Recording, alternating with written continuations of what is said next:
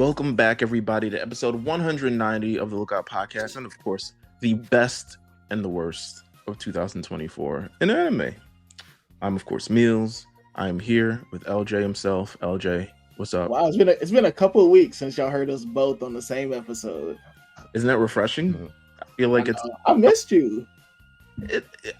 As I do as you. Well, I heard you last week. That's why I'm like. Well, it's different when it's not just, and I get to see your face. You're doing it on video. And of course, we have AD here. AD, what is up? What's going on? Coming off the bench again. Last week's episode was kind of fun. I ain't gonna hold you. Like, I know Meelz wasn't there. We tried to clean up the house a little bit.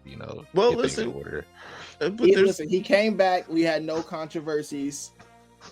Not We didn't get canceled. I feel like you can't. Real quick, this Juan Soto shit kind of like blew everybody's mind. Shout out to you for still wearing the Yankee hat proudly, my guy. Oh man, listen. Hey, listen, we fried Hive now. We off that. We got the airbender. Hold on, we gotta say Freed, Max Freed. Freed. We gotta No. passing the torch. We the freedmen. Yeah. We the freedmen. Hey, I thought fried eyes it sounded harder, but hey, no, we the freedmen. Okay, cool, we good. No, Juan Soto, he went across town to the losers. What I mean, The Mets. the Mets. I'm sick for y'all. I'm sorry. Listen, he's not in my division, so I don't have to play meaningful baseball against him unless we make it we meet them in the World Series. Gotcha. Pitching staff is getting better. I am sure that the Yankees will pull off a couple more moves before we get into spring training or, before pitchers and catchers report. I'm confident in this team next year. I'm confident in how we're going to look. So listen. Shout out to you for saying that with a straight face. I love it. I love it for you. I really am. Listen, Devin Williams is our closer now. We probably got the best, probably the second best top 3 rotations in baseball. Oh, absolutely. We fill out a couple gaps on the batting lineup. We're good. And last week, Yankees, baby. Knicks and Hawks went against each other. Y'all are slightly richer than us, just barely by a couple hundred. They don't want to spend no money, bro. We just had the Knicks, the Hawks Bucks game, man. Do y'all get 100,000? I think y'all get 100,000 now. I think we do get that, but still, we roll the dice and there we lose. We got the Falcons there on Monday Night Football against the Raiders, so I mean, that's another sick moment. And it's Desmond Ritter playing against us, so listen, lots very of sick things. behavior. Oh my god. With that said, we're here to talk about the best and worst of anime in 2024. I want to get quick thoughts, just overarching thoughts. What would you say is the temperature on anime in 2024? Are we is it cold, a little warm, are we hot? Where are we at on the thermometer scale of anime in 2024? Is it warm? How about this? Is it warmer than last year? Is it hotter than last year? Last year we had a couple things going on. I think last year I could actually pull up last year's best and worst list. Let's see. Last year on I'm interested. Last year on the list we had Attack on Titan finale, JJK season 2, Hell's Paradise, Scott Pilgrim Takes Off, Zom 100, Shueisha pushing international manga indie things. In our worst, we had Tokyo Revenger season 2, which Demon Slayer's Swordsmith Village arc, anime convention, which was interesting. Oh wow, we got some repeat offenders this year. This year, how do you feel? I feel I'll say this. I feel like this year I watched more anime than I did last year. I watched much more variety. I tried new things out. When you talk about things like the solo leveling, and we tried out the Suicide Squad isekai. I tried out what was it, the Terminator, like so many different things that was just like, all right, since y'all making an anime out of it, might as well watch it. Um, there's some that I didn't like. There's some that I thought they were interesting, but overall, I think what I would say in this year probably missed like I'd say the biggest title of the year, and maybe this segues into the conversation, but the biggest title of the year I think is Dandadan. Would I be wrong in saying that? Like, No, I think you're right. I mean, I think at the beginning of the year we definitely thought we thought that solo leveling was gonna kind of Either that or Kaiju number 8. Nah, solo leveling I felt solo leveling had a much bigger response than Kaiju number 8 for me.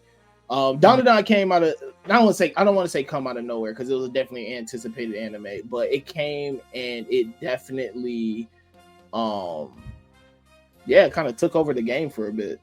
Yeah. Well, so all right, so what would you say is the temperature compared to this year? Is it better than last year? Oh, for me,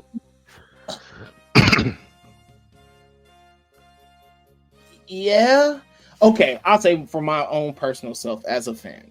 I'm only asking. As my own as me. Yes. I'm not talking about anime as a whole. For me, this is probably the coolest I've been on anime, like feeling wise. For majority of the year, I definitely near the end, the October, November. Watched a lot more that came out this year and was like, wow, there was some good stuff. Story of Dandadan Blue Box, this fall anime definitely for me. Daima, Daima kind of carried a lot more anticipated stuff that I was looking for. But no, for that first part of the year, it was kind of like, okay, cool. We got solo leveling. I think we went back a lot more. I definitely went back to watch some older stuff that I haven't seen this year. But for 2024 anime, for the stuff that just dropped this year, I was like, I was kind of cooler on it. AD, what about you? You're someone who waits until everything is done and then you watch it. Where did we land with that? I personally, because we read a lot more stuff too, or and we read a lot of Shonen Jump titles. For me, this was a lot warmer compared to last year. Like, of course, we had Solo Leveling, and that's like one of the premier webtoons that have come out within like the last few years that a lot of people have been pushing the hype for. And I think it delivered. Kaiju number 8 was something big, but then you have some of the stuff in Shonen Jump that people don't really talk about, but they're finally getting an anime, like Elusive Samurai, Mission Yozakura Family. Those came out like towards like April through the summer type deal, and I think those were really good, kind of underrated things, with Storia, and then we get into the fall with like Daima and Dragon Ball, Bleach. It was a lot of things that I saw in Shonen Jump that really came out this year and was like, you know what, this is actually not bad. Like Shonen Jump, Shueisha, they've been pushing their titles really hard in the anime space, like a lot more than last year. So I think like it's definitely a lot warmer compared to last year. Let's get into the first topic, and I think you already kind of like low-key transition into this.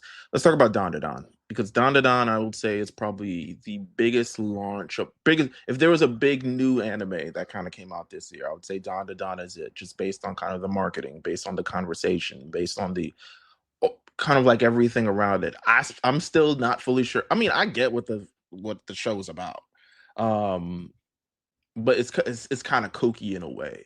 But what makes Dandadan? What do you think makes Dandadan as popular as it was this year?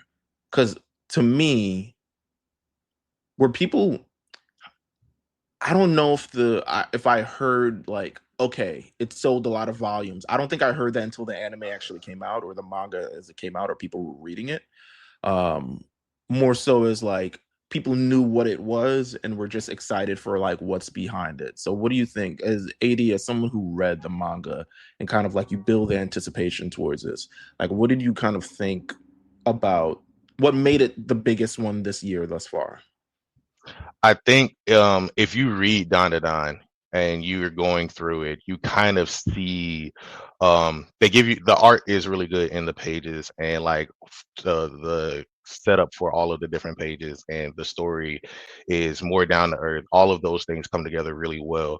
So for readers who are looking forward to, what could come to life with the anime, I think that was kind of the first initial thing. And then as we're getting these clips and you're seeing like the art direction and them promoting the material, even towards like the theatrical premiere for like the first 3 episodes. If you went and saw that, you also got a good look at the director interview that came out beforehand and how they did the process with the writer, the author, and how he prepared himself to write this story. And then you got the directors and everybody saying, hey, we really wanted all of these pages to come to life. We kind of see the direction.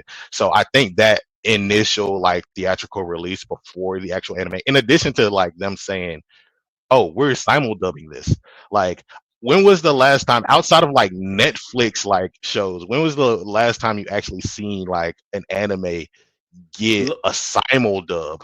They did it this year for 80% of it on another anime that we'll talk about, which isn't the best for this year, but they did it. But I would say those two became successes of the year in terms of new anime for sure, and it's because of that simuldub. Like, they put it on Netflix. It's ready to. You don't have to wait. Like, for instance, Blue Box. Still no idea when the fuck the dub is coming out. No idea who's dubbing it or who's the voice actors, who's anything. So no idea when that's coming out. Daima, I think it comes out in 2025, which is unfortunate. Because I don't think people will care about that. But they got some some heavy hitters, some great people to do the dub for them. Yeah. Dandadan, Dandadan dub is they're great. They're amazing, and the fact that it was so accessible just so readily, I think adds to the appeal of it. You know what I'm saying? Especially when us Westerners, you know what I'm saying? Like, people who are trying to get into anime, when you get on Netflix, for instance, because it's a Netflix exclusive thing, which is also a big part of it. Netflix is a juggernaut, and they've been, over the last number of years, we've talked about this on all of our best and worst lists to an extent. They've really been trying to, like, listen, we're making anime something very prominent for us, and they're scooping up these titles. 2025, they got Sakamoto Days. Who knows what they're going to grab next? I'm sure maybe the One Piece might be on Netflix. Who knows? But they've made a conscious decision to say, like, listen, we put it all in. They used the marketing dollars. It was all over conventions. It was all over Anime NYC. It was all over NYC Comic Con. They did the work, and they're now reaping the results because of it. Also, too, Dandadan is like, it's something different and it's something new. Like, even the things that we may have on our best list, and there are some things that I really like this year that I watched. But at the end of the day, if you compare it to a different shonen anime, they're very similar in storyline. Some kid with weird hair who's just trying to be the best and the strongest, making a friend out of the kid that really doesn't like him but secretly envies him. Like, a lot of the tropes, a lot of storylines are very similar. Dandadan doesn't feel that way. It feels very fresh. It feels very new. It feels like it feels like Odd Taxi in the way of when Odd Taxi dropped. It was just like such a breath of fresh air to have something that's completely different than kind of the day-to-day, the normal stuff that you're watching, all the popular stuff, and you're like, oh, this is actually a really good story, or like, this is captivating me in a different way that I haven't really been, drawn into yet. And that's what Dandadan's doing. It's like you said, it's kooky and it's weird. It has some great moments. It's touching on some popular topics and maybe, popular themes, but they're doing it in a way that isn't like power levels and let's do this, like the power of friendship and the typical shonen stuff that I still love. Like I said, there's some things on here that we're going to talk about on our best list that, end of the day, if you look at it or compare it to something else, the similarities are there. Like, this just feels like it's something that's brand new and feels fresh. For another best, we're gonna do another best, and then we'll go into a worst. This one is a fringe best to me, and we were just talking about this as we go on, as we went on air. But the return of it's fringe, but I think Dragon Ball's return this year, especially in the wake of Akira Toriyama's Sword of Death. Why I say Sword of Death? He died, unfortunately. Sword of Death. He's not dead, bro. He's still living on. Come on. He living through us. He's living through the Lookout podcast. We got really going. You know what I'm saying? He hit the Tupac on us. He in Cuba. But Dragon Ball Daima, I put this as a fringe best because there's parts of it that I think is not good. But I put this as best because one, this is a podcast inspired by Dragon Ball. And two, it's literally the first new Dragon Ball series that kind of like come back. What would you say is the best things about Daima thus far since we've been uncovering this series like 10 episodes in? That it got that sense of adventure back. We go into new worlds, baby. Yeah. Like, we get introduced to new things. We're touching on some different stuff. Like, yeah, we're back in the world building. It's not just us. Where's the strongest person at? Like, it's still there, but at the same time, like, it's still there, but it's also like we're also fleshing out the other themes and other subjects that, you know, were introduced in Dragon Ball and Dragon Ball Z, and like kind of building upon that. So it's things that we knew but like didn't really know, and it's like more backstory, more adventure, like about that. So like, you know, the reason why it's fringe for me is largely because of like, while Dragon Ball Z kind of like stands in a place of its own, if I compared this to most other anime this year, it probably wouldn't even crack the top 10, to be honest with you. I think because of the pacing of it, while as a fan of Dragon Ball, we love the story, we love the world building, we love the new things uncovered, we love Majin Buu, you know what I'm saying? We love all that stuff. But in terms of like watching it as an anime week to week, it doesn't keep me on the edge of my seat at all, which is something like at the bare minimum you expect from anime kind of today. You talked about it last week. There's like the third, fourth gag where they blow up the ship and they got to get another ship, and it happened again this week. So it's what it is. Hey, let's keep the running. It's like when Kenny dies at the end of every South Park episode. Like, you blow the ship up. It's not blow the ship up. But like, it's they way. Kill Kenny. When are they gonna do things? I think in this climate, you have to move it a little bit. While the adventure is definitely awesome and it's nostalgic, you still have to move with a sense of urgency and sort of like really hitting these like big strong points at certain points in the show for people to be really tuned in. I said it 2 weeks ago. I was like, this might be a show better binged if you have nothing to do than one watch on a weekly basis, because you don't really feel like the intrigue, the intensity, the things like happening week to week from Dragon Ball Daima. So this one was fringe, but I'm never going to go against Daima. It also came out with Sparking Zero. Sparking Zero was massive. It was huge for like 2 weeks. But it was it was a great 2-week run. That 15 that's a legit 15 minutes of fame. Yeah, no, it came and it went, but it was when it was here, it was amazing. Oh man, listen, Linsanity. You got the Zero Spark Insanity. I exhausted all of my YouTube watching of it, and then I was like, okay, I guess it must be finished. But the what ifs, all the other things, like Sparking Zero was a great moment. Dragon Ball Z just had a great moment this year. Hopefully the manga comes back. We'll talk about that in a bit. But Dragon Ball, great moment this year. Let's get into a worst. Once the police sirens stop. That's the worst. That's the alert. It just is. They're the unofficial co-hosts. Absolutely. One of the worst. Let's talk about Ninja Kamui. Ooh, that was bad. That was bad business. When you think of like this, legitimately, I'll leave it to AD to kind of like give the final verdict, because you're someone who's like, you see the. AD always finds the good in everything. He finds the yin and the yang. Good in this, but Ninja Kamui was nah. That was you know, once you bring in that was a big pack of ass. Yeah, it started out.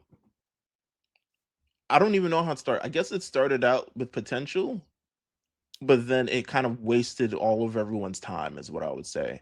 AD, what are your thoughts on Ninja Kamui if you watch it? I ain't gonna hold you. I didn't just because everybody was like, "This is a 2-pack of ass," and I'm like, "Damn!" Well, like, listen, as a person who did watch it, and I watched every episode because I held on hope. It sold us a dummy brick in those first couple episodes. You're like, okay, ninjas, the no CGI really. It was a lot of hand to hand, and as soon as the mecha aspect got introduced, it went downhill. It sounds like Yasuke. Yes, it's the Yasuke of this year for sure. Yeah, and I think that we just got to stop the whole let's mix mecha with with ninjas and let's make robot like it hasn't worked in a couple tries. The last couple tries. We need to lay it to rest. But no, Ninja Kamui. I mean, Adult Swim in general right now. I love them. We'll talk about Uzumaki since you're here. Yeah, we're already here. Like, I think Adult Swim in general. They got I don't know what they've been doing for the past year. I think the issue is that they have been over promising and under delivering.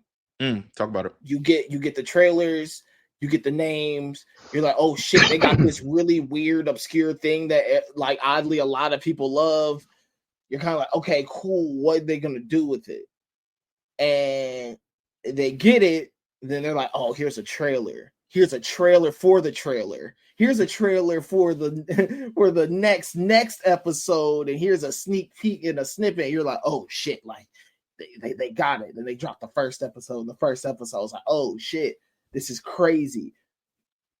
Maybe the second episode, you're starting to see a little dip. And by the third episode, you're like, okay, what the fuck is this? Like, this is nothing that I wanted.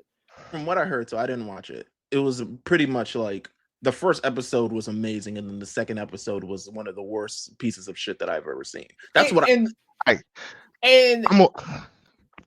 gonna let y'all finish. I'm gonna just say Adult Swim. Let me write a story. I got something for y'all. Let us let us get the kid. Man, it's just I don't know. It's just a little frustrating. It's definitely just a little frustrating. I think that, and I don't think it's always their fault. Essentially, I know that the Uzumaki thing, like it was a studio dispute, whatever thing. Sure. I think Ninja Kamui was just a dummy brick. Like I think it just fell flat. It fell down. Lazarus is next up, and that's next year. And Lazarus is the one that I'm just like, all right. We've all been waiting for this one. I'm time to be back. I'm talking like they bring out the heavy hitters. We gotta see what that I think this is like their final straw, essentially. Sure. Like Lazarus is that's their final hoorah, because I don't know what can they do if they blow Lazarus and that looks horrible or feels horrible, it just falls flat.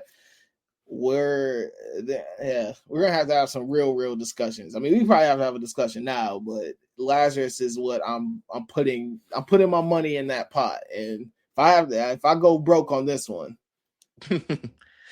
AD, what you got? I mean, I'm right there with LJ on that one, like with Lazarus especially, because like what could possibly go wrong? Like what? Don't see that. There's so much that can go wrong. Oh my god! There's so much that can go wrong. Them, bro. Like, what could go wrong? Anything. It's that. I mean, we thought the same for Uzumaki, and they couldn't even lock down a studio for an entire season. They locked down a good studio for one episode. I mean, all right, like. All I'm gonna say is like all of these fantasy stories and all of these like things that they got going on. Like, Carter, if you need a GoFundMe, please take that approach. Don't just throw it at any fucking studio ever. But yeah, that looked nuts to me. I never watched it, but it looked nuts from what I saw on the internet. And I felt like the internet felt it was nuts. Going back to the best this year, let's talk about Kaiju number 8 and the release of it. Second big anime of the year. I think it came out, what was it, spring? Yeah. Came out in the spring. I like the release of this because one, simuldub, big thing. We just talked about it. Very, very important. Two, it was somehow premiered on X or Twitter or whatever it is, which I never watched, Yeah. but it did. It premiered the same time I think the show premiered in Japan. Um, so that was great as well. Four, and what cannot be understated, if Dandadan didn't come out, I would say this has one of the best opening themes in anime just in general. I thought the the use of what's my man's name? Because I think One Republic does the last one. They did it was what's that band from 2013? Oh my god. Um fuck. Uh what's that band from 2013?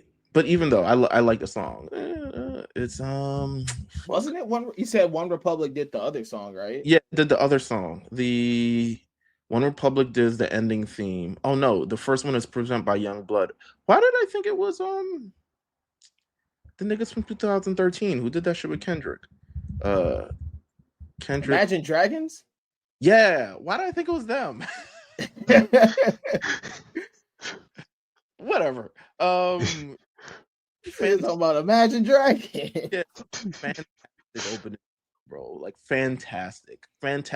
I think just the approach to this, from what it looked like when we initially got those things. Remember when they were all like 3D models, low-key like little 3D models, and we were like, I don't know about this. This is about to look like some bullshit.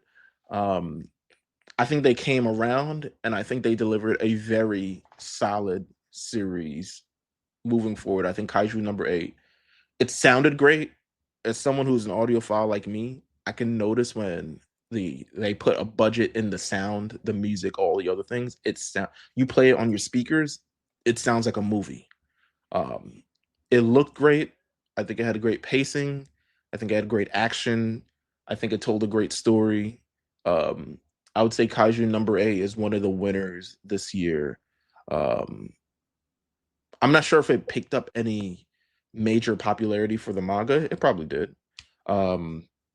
Which we'll talk about the manga on the manga side of this thing. But it was really, really good this year. What do you guys think about Kaiju number 8? Yeah, I think it's one of the most anticipated ones that we've had, and it absolutely delivered, like from beginning to end. I think people are for a lot of people who are interested in like the older stories. I think us as older anime fans, that's one of the things that we can appreciate about it because it's an older MC. There's an older cast of MCs. It's not just teens anymore, So I think that's one aspect of it, and all of these characters coming to life in this aspect and telling that story of, hey, I might be having like a quarter midlife crisis or whatever like that, but my life isn't over and I can still keep pushing forward type deal. I think that's one of the things that a lot of people who are older anime fans can gravitate towards, and it kind of can inspire the younger anime fans. The action is great in all of the scenes. The comedy is underrated, so that's one of the things about it. So I think that just people getting to experience Kaiju number 8 as a whole is probably just one of the better things about this year. LJ, any thoughts? Did you get to watch it?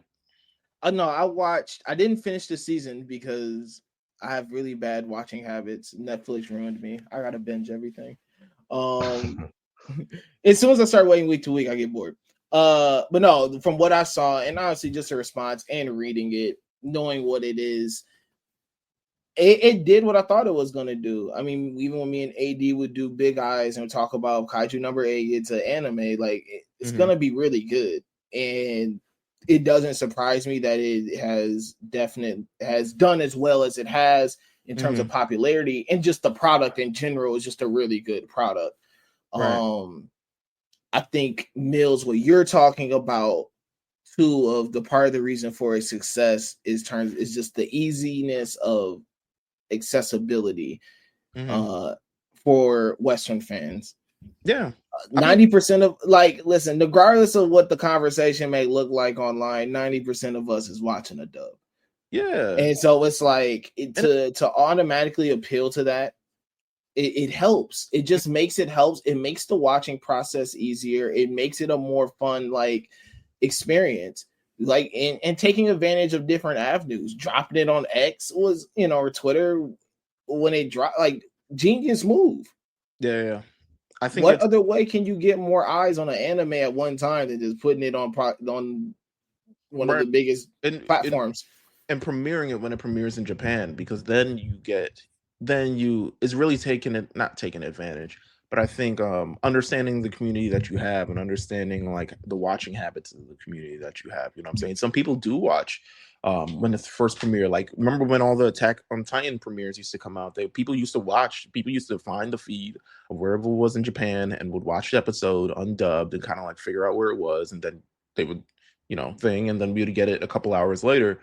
But this was they understood the assignment with this one. I think Kaiju number 8 and the release of it, the again playing up the intro and outro, having Young Blood, having One Republic, having that kind of thing.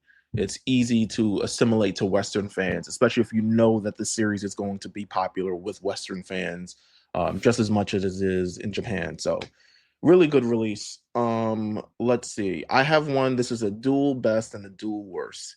So let's start with the worst. It is the Hashira training arc in Demon Slayer. This is the second worst in a row for Demon Slayer this year. We are not, well, they took an arc that was it wasn't filler. They took an arc which was maybe 2 or 3 chapters and extended it to 8 episodes. I get it, but also no one watched it except me, apparently.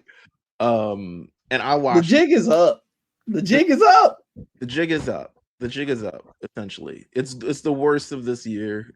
Realistically, a series where nothing happens for a long, long time in the series, and then you extended another set of episodes where nothing happens.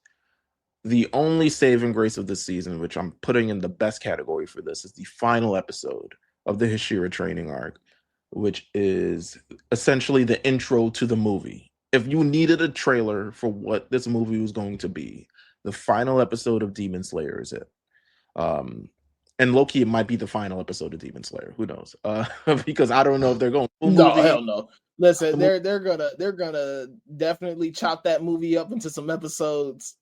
Yeah. Add some little extras. We're milking this to 2030. Yeah, for sure. But that final episode where essentially Muzan kills Ubishiki or whatever it is, kills the head of the Hashiras, and they begin the war in the Infinity Castle, and essentially it parlays into like what the film is supposed to be. The first part, I think there's 2 films coming out, right? 3. That's fucking Christ. So expect this over the next 3 years, maybe even 4 or 5.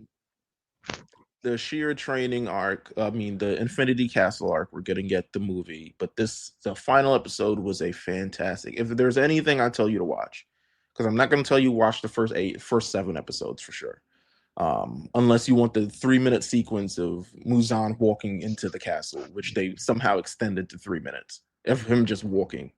That final episode is amazing. It deserves a watch. It's multiple minutes long. Another best. Low-key, another best. Let's do a quick best. Our anime episodes longer than 22 minutes. Because the Daima episode at the beginning, perfect pacing. The Demon Slayer episode at the beginning, perfect pacing. I'm not sure if there's any other anime that did over that kind of runtime, but it insanely helps with what it's supposed to be. And it immediately presents it as a much bigger deal. If you're like, okay, there's going to be 32 minutes of Dragon Ball. This must be a big fucking deal. So that's a low-key best for the year. But Demon Slayer gets a best and a worst. I'm putting in mostly the worst category because it was a big waste of fucking time. But, it is what it is. Another worst, the anime arc movie trends. We get it. You know what I'm saying? If you can see this on video, I'm doing something with my hands. We get it. The money. We get it. There's no reason why they showed the first 3 episodes of Daima in the movie theaters after they're already premiered, or we were already on episode 6. Dandadan, I guess if it was going to premiere on Netflix, So which is the price of admission for a movie anyway. the only saving grace for Dandadan is that the interview with the directors and all of that stuff. That's the only thing. But otherwise, yeah, I'm right there with you. Did they? But they need to go ahead and put it out. They put it on YouTube, bro. Like, I'm in agreement. It's just it's a money grab. We obviously know that, but at this point, I'm gaining nothing from it. It's nice to have more anime things in theaters, right? But I feel like there needs to be a lot more original arcs in theaters. You know what I'm saying? Like, was it Look Back? Look Back was great. Even though they put it on Amazon very quickly, I was like, all right, well, let's get some money from this. But they put it on Amazon very quickly. There's a new My Hero film this year. I didn't go see it. I don't even know what happened, to be honest with you. It was so good. I should have put that on the best. That was actually that was definitely the second. That was the second. It was actually kind of good. That movie was a banger. That was actually really good. Y'all make me look terrible. That should have been on the best. My bad for forgetting that. My Hero releases the best movie since the first one. My Hero, we got My Hero talk. Even though I'm pretty sure no one else watched it but me. But the Haikyuu and all these other things, like, it's good to have anime movies in theaters, and I think it's just great to be able to support them. But the meaningless, what seemingly cash grabbiness of it all is not sexy to me at all. It's actually kind of like, I don't know. It just seems desperate. It's mainstream now, and I get it. It's anime is a real entity now. Yeah, you're gonna make money from it. Like, there's probably a time where it was straight to DVD because no theater would ever want to take the risk of showing an anime movie and it not really doing the numbers unless it was some real big name like Pokemon. This is still a very exploitative practice. It is for sure. I'm not saying that is right. I'm just saying and they're finally in a moment where they can do it. They're just like, all right, we can. Like, it's not the same Studio Ghibli movie marathon that they do every 2 months, where they're showing Spirited Away. Yeah. And again, we don't have to go, right? But we don't. The practice of it all is pretty exploitative, I think for us as people who have been watching anime for a while, definitely been in the space for a while, I think a lot more of these things are for more newer anime fans. Like, why not kind of create this spectacle for them? And I think it's nice that they get that experience. I think for us, once again, us have been able to watch it, like, we see kind of through it, where it's kind of like, all right, like, I'm not really gaining much. But I think it's cool that they're doing it for the bigger names. I think it just goes a lot into the marketing. I feel it's, for younger, newer people who are trying to get into anime, I'm sure that this is a kind of a fun experience. Or kind of like, oh, okay, like, this is what this is going to be about. And like, it feels more like, oh man, and we get more of this after. So, but I do agree. I think it's time for us to, I think we need to start pushing more just original works. Let's just, no reason to rerun the art. Let's just do the original works. Well, yeah. Speaking of original works that happen in theaters, we got another best here, which comes The Boy and the Heron.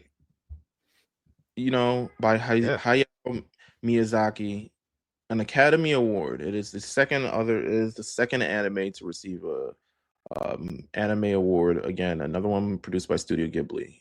I think it's been like 20 years since the previous one, which was for Spirited Away. But shout out to it winning Best Animated Film. It won it over the Spider-Man film, which I think the critics shouldn't have. But I feel like it should have. I'm sorry. I know this is on the best. I know this is on our best. Sure. And Miyakazi's my man's. That's my guy. Shout out to the real Moody and Broody fellas. That movie was so mid. That movie was so whack. It was a snooze fest. Like, I'm sorry. he won that straight off aesthetics. Like that was a swag award. He got a swag award. Like this had the most swag. Like that's why he got it. He beat Elemental, which is a Pixar film. That was actually a good movie too.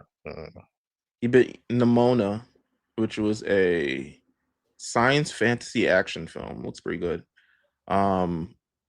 Robot Dreams, which is a Spanish-French co-production. Ooh la la.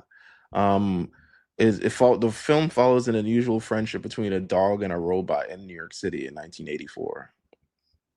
Hey man, listen. It's a tragic comedy. This doesn't sound good. It sounds like an anime. Why that sound like that Futurama backstory with Fry? And that sounds like a Miyazaki film. That's a Miyazaki film right there. And of course, Spider-Man Across the Spider-Verse. I don't know how it beat that. Spider-Man. You know what? Did The Boy and the Heron have any black people in it? No. There you go. They had Batista in it. And voice acting. Batista. Listen. Batista, Academy Award winning Batista. So that is that. Spider-Man squashes that easy money. Flag award or not, I feel like more anime stuff should be nominated at the Academy, especially for Western things. Like there's anime that's leagues better than the shit that we see on television or in movies. I think for sure, especially for like Emmys and daytime TV stuff. Yeah, like anime should definitely be racking up there. Absolutely. So speaking of that and stuff that was a snooze fest, they thought they could get away with this because this actually came out the day after we did this thing, but they couldn't get away from this. We're including it in this year, even though it was definitely last year. The Yu Yu Hakusho live action film. Boy, we talked about it earlier this year, right? So we talked about it. We have a whole episode about it. I don't even think LJ remembers we talked about this. But yeah, we did, huh? We sure the fuck did, because I remember I was like, I don't really like this. I didn't like it at all. I think it was good enough. No, it wasn't. It was good enough. It was okay enough for me to not hate it. I don't mind it being put on the worst. It's definitely not going to be the best, and obviously they killed. It was so for the movie. It's not fucking fire at all, bro. Like they had fight Toguro to be able to thing it and all this other shit like that. Like this shit was so ass, bro. On Metacritic, I got an average 70 out of 100, which is kind of wild. Because AD's face is killing me right now. This shit man, that the best episode was the first episode, and that shit went straight into the toilet. I'm sorry. He got hit by that car, and we were like, oh my god, look how realistic that car. He got hit by that car. Got to tune into this. And people, it didn't follow the same thing. It was kind of whack. So shout out to whoever directed it, which was whatever, Netflix. I'm just gonna say Netflix.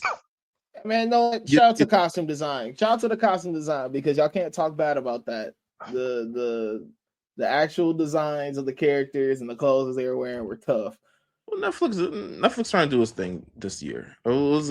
That might be another. Well, that's definitely in our other best. So I like this because it's flowing. It's nice. We're flowing into this thing. Netflix is another best this year. It entered the anime race outside of Yu Yu Hakusho, which got the staying out of that mouth. Or staying out of our mouths was that they brought what did they have? Terminator this year. Mm-hmm. You remember? I like Terminator for the most part. They have the Tomb Raider, John. Tomb Raider thing. You watch it, okay? Yeah, Tomb Raider was really good. Okay. Tomb Raider might have been better than Terminator. That's good. I thought Terminator was solid. It wasn't great. It was really solid. What else? Yeah, they going crazy. They got one of my favorites. All the One Piece stuff. What's that thing that you made us watch this year? That was like 20 minutes, 80. Oh, Monster. Yeah, with the Zoro ancestor backstory, that was actually not bad. One of my favorite things that came out from them also was Rising Impact. It's a golf anime. Pretty good. Yeah. You wear this, LJ? Is it golf anime on you? Yeah, AD told me to watch it when I was going on my there's no good sports animes ran in the chat one day. Gotcha. I was in there complaining. Has anyone watched Ranma 1/2? Yes, Ranma is really I haven't good. yet. It's really, really good. I know that it's a remake, but they're definitely putting their time and energy into that one. I think it's Beastars Netflix. Oh yeah. It's the Beastars is final season Netflix. just dropped. Okay, it's Netflix up. Listen, it's looking slow for Crunchyroll. Crunchyroll is not slow, but if you improve the UI, you might get a few more watches out of B. But if it's on Netflix, I'm gonna choose Netflix over you every time. I'm just keep it a buck. They had the Gundam, the new Gundam series that came out. Yeah.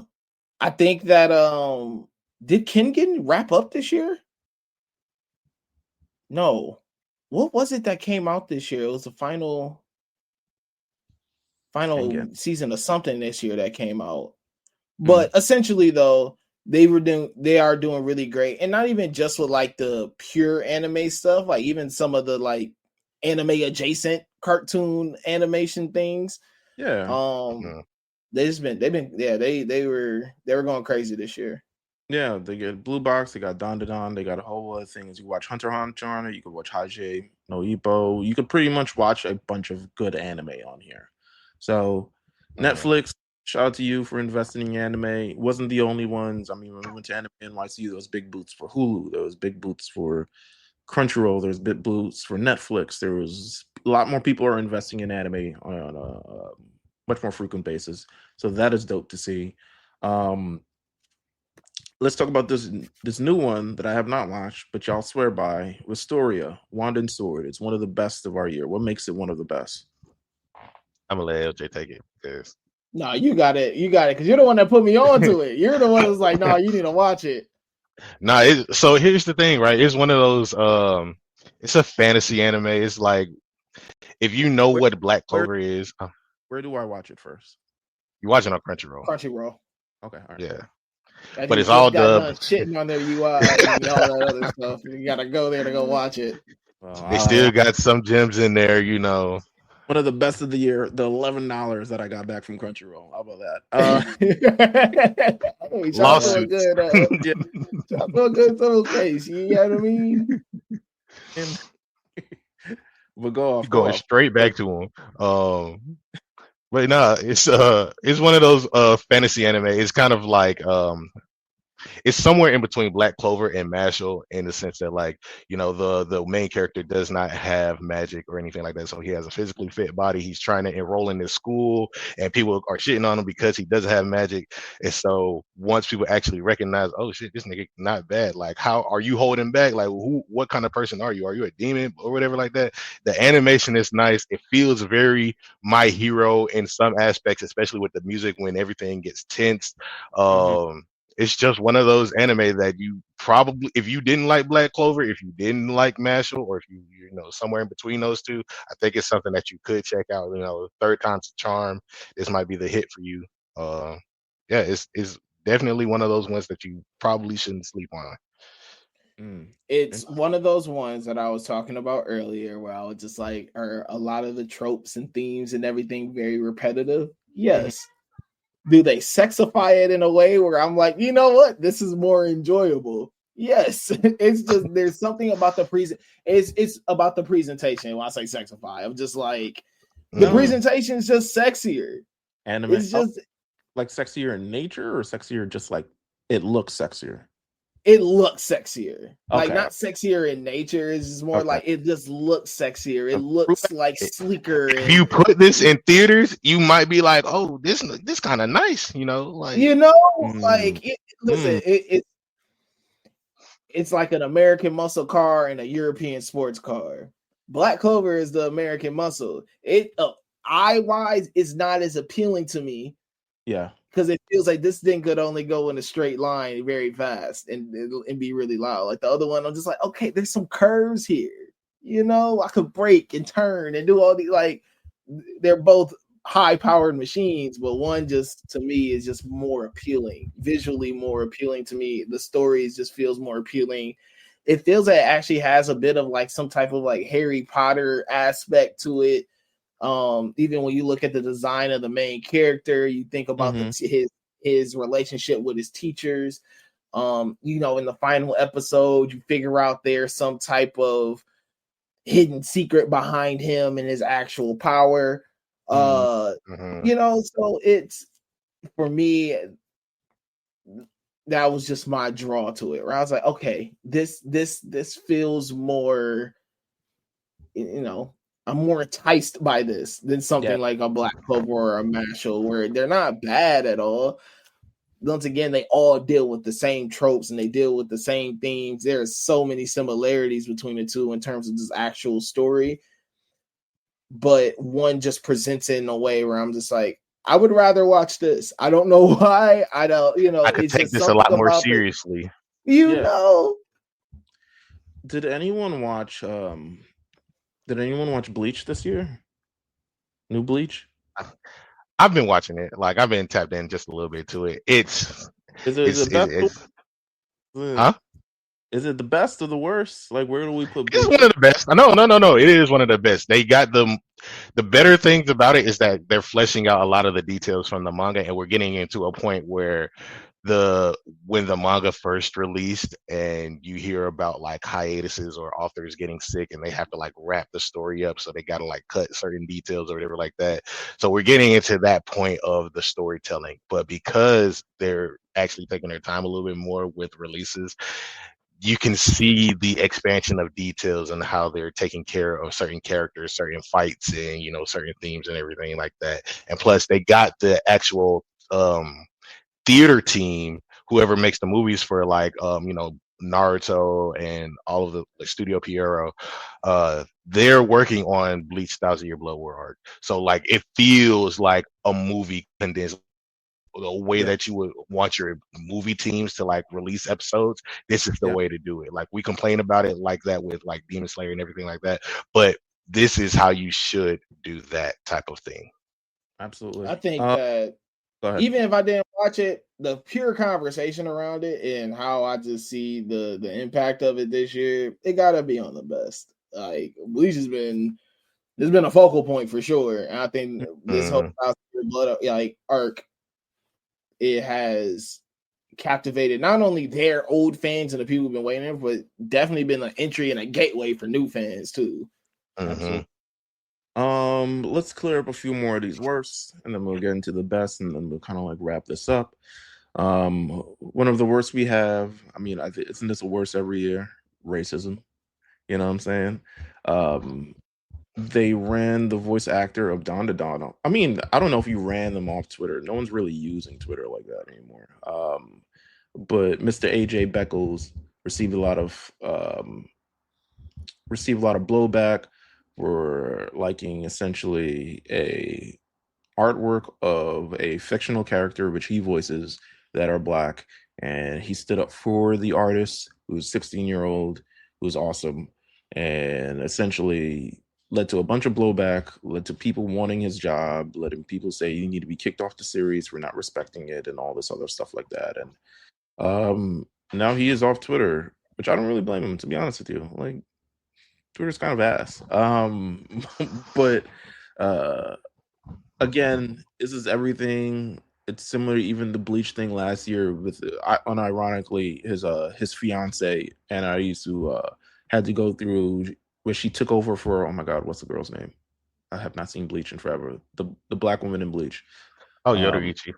Yeah, and took over for that voice actor, and then the voice actor came and was like, actually, I am the voice of Yoruichi, and I should be.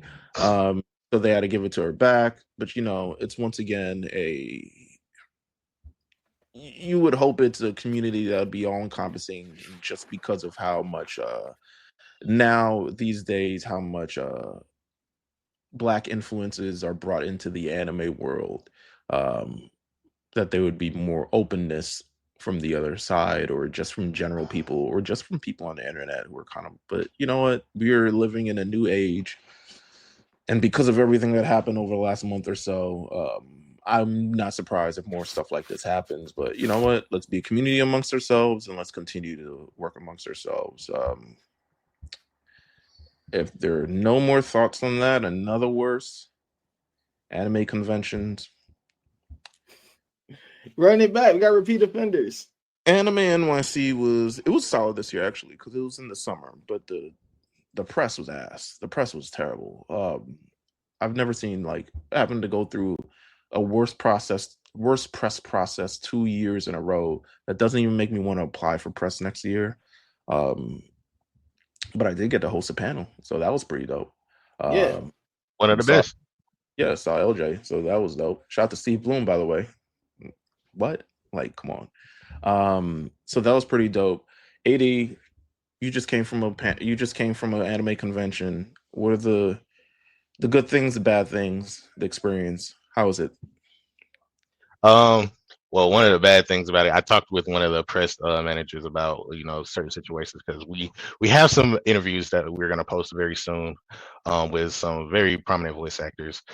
Some clips are going to be coming up, but overall, the press process, while it was good from the convention side, I learned some details about the agencies and the people who allow us to do these interviews, and it just seems like the agencies are more of the issue. Like, I don't want to get into too many of the details, but Sure. just the it's always a money thing, man. It's always a money thing when it comes to these certain things when we're trying to get things done. And I just, I kind of hate it when we want to bring a lot of great content to, all of the watchers and all the fans, and we just kind of can't do that in the ways that we would like to. But another worst thing, I don't know if y'all been seeing me do this in the background, but I've also been getting sick. Like, you got Dayquil, cough drops. I don't like it. Fuck that shit. Niggas get you sick at a con after a while. Mask up at the con, bro. Like, Mask up at the con. That's messed up. What else did we have for the worst this year? I mean, that might be the worst. Let me see what we had on the other list. We had what was the other list? This is the stuff for manga. That might be the worst for this thing. Some more of the best. Let's just kind of like go through them. You have Megan Thee Stallion. Shout out to her for again major proponent in sort of anime and stuff like that. Oh my gosh, we're typical men, aren't we? Well, no, that doesn't. I mean, she got whatchamacallit? She got Adam on. She definitely deserved it for sure. But I'm just saying, we some typical niggas. Like, hey, we gotta throw the baddie on the best list, no matter what. But I mean, like, she got the voice of Yuji on one of her songs. She got named Boa. Hey, Watashi wa song, yeah. Hot girl. She doing it big for the. Did she present at the Crunchyroll Awards too? She sure did. She sure held. Listen, another strong proponent in the anime community. Shout out to Megan Thee Stallion. Let's see, what else do we have here? Well, I haven't done this because I know no one else watched it but me, and I hate talking about it by myself. But My Hero Academia season 7 was fucking amazing. And no, they killed it. Hey, listen, Tony Stark All Might. Did you watch? Yes, I did. I watched it after you said I wouldn't watch it. Not because I had to prove a point. I love that because that works. 80 though. 80 is like he's like, I'm gonna watch I watched the movie, but like hey, the movie is low key kind of what made me finish up the season because I was just like, man, this shit's too hard. But no, man, listen, Iron Man All Might is the best thing, one of the best things to happen this year. It is. Listen, to me, so many of the best episodes of the series are in this season. Just again, we talked about it last year of them wrapping kind of things up, and we're going to talk about it again this year on the manga list of them just kind of wrapping it up in general. But the way they did the Todoroki arc, the way they handle the my god, Ochako and what's my name? T starts with H. Toga? No, wait. Toga, yes, Toga Himiko. Yeah, Toga, yeah. So where they handle that, the way they handle the war, the way they handle the traitor thing, like every week, amazing television for me. I thoroughly enjoyed it. So I can't wait for the next season, which comes out hopefully next year. To They kind of probably like, did. Nah, they yeah, went crazy though. They really did. This felt so much better than reading it. they stepped it up. They heard the shit about the story. They stepped it up. They heard everything about everything, and they stepped it up. Can't even be mad at No, them. they did for sure. They Uh, they absolutely erased some sins for themselves. Absolutely. And the final thing, again, it's gonna be a best for pretty much a long time. I mean, it's a best for me. This is the year I truly dived into One Piece, but One Piece is obviously continuing to be one of the best things this year. One of you guys wrote in One Piece animation. Please talk about it. And I know The gods have blessed us with some great animation for One Piece after 25 years, brother. I'm just saying. Listen, we got the greatest fights in Egghead coming out this year. Oh man, the Egghead, I haven't got up to it obviously, but it looks great. yeah, that was also another thing with at least Netflix. They decided to, they're backfilling, but they said, you know what, we're gonna simul release Egghead arc in on our, with Crunchyroll or whatever, and we're still going back and adding in more episodes to kind of like fill out everything in between. But just the fact that like the animation has gotten this good, and we're now getting was it Garp versus Aokiji? If you've seen that fight, it is probably the best fight. I want to see if we'll get into it this week. With Subslide Dubslide, but that is probably the one of the better fights in recent years for One Piece. Just that entire arc in general has been just nonstop. We got Shanks versus Kid. Um, yeah, and they took a hiatus. The One Piece fan letter art was great. Like the kind of like the break wrap up. Like you said earlier, Monster, that was pretty good. It's just we're in a time where One Piece animation can't be like on the slander list. It's at this point, it's still too long. That's probably it. But they're even going back and doing like Fishman Island redubbing now and like cutting all the fillerness out of it. So like Which is we're in a common. different time. I One Piece has been great for me. Again, we did it for Summer at Comment House. We kind of like blew it out and made it a whole thing. But just getting through it and understanding why you guys love it as much as you do and why it's as great as it is by going through the Water 7 saga has only pushed me to watch more of One Piece and pushed me to get more involved within the lore and kind of the story and all the other stuff like that. So One Piece has been doing beyond the animation. I mean, and then we got the cast reveal for season 2. Season 2, I think it was expected this year. I could be wrong. I think it's going into like late next year. Like, Yeah, I think it's gonna come out Christmas next year. yeah. So we got the cast for that. Everyone is beautiful. Everyone is amazing. Everyone is well casted. We're supposed to get. Is Jamie Lee Curtis still involved, or she was supposed to be involved and then she didn't? She was supposed to be involved, but I think Just she couldn't do it off of a scheduling conflict, right? yeah. So I'm sure they'll find a way to get her involved somehow. yeah, but it's even that again. The One Piece, which is supposed to come out again, it's this newly reanimated take on One Piece and stuff like that. So One Piece, again, if there's a anime brand that's still doing the damn thing at a very high level, and it's only gotten more popular as this year's gone on, it's One Piece. I would love to say Pokemon, but Pokemon I have not seen in years at this point. So it is what it is, but I mean, these were some of the best of the year, man. Like there's so much to look forward to in 2025 as well. I know you guys touched on it last week, but again, kicking off the year with I was about to say Spy Family, Sakamoto Days, but there will be a new Spy Family season coming out. They have or maybe even threatened us with a third season of One Punch Man. So that is going to come out one day, hopefully, maybe Mappa. No one cares. I don't care. I don't shit. There is Demon Slayer movie coming out 2025. We're going to get the announcement for JJK Cullen Games, which I'm assuming will be 2025. We got Dr. Stone, and it's 3-part ending, which I'm like, what? Come on, bro. Like, just end the fucking thing. It's been done for years. Like, wrap it up. So we have Dr. Stone, we have my Lazarus. unsung hero in Undead Unluck. I'm sorry. Like, I gotta just throw that in there. God It bless is you. what it is. Yes, of course. We have assuming My Hero season 8 or final season, or whatever the fuck they're gonna call it.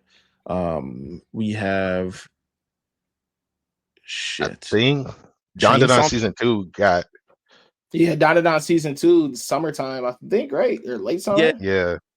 And then Blue Box is supposed to continue in 2025 too. Chainsaw Man the movie, which has been highly thing. It's supposed to. We've been waiting for Chainsaw Man the movie for almost 4 years now. Like season 1 came out in 2021. It's about 22. AD check last episode. 22. Yeah, I thought the same thing.